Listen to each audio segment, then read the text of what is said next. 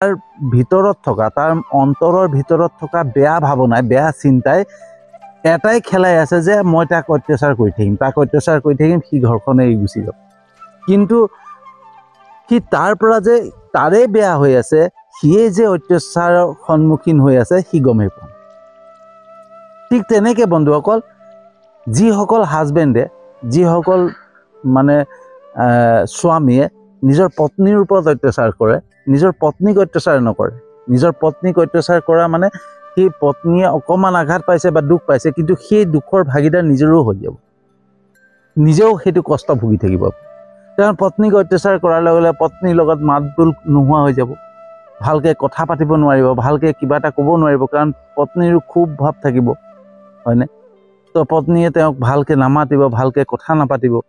তো সেইখন ঘৰত এটা অশান্তি পৰিৱেশ হৈ থাকিব, মানসিক অশান্তি ভুগি থাকিব।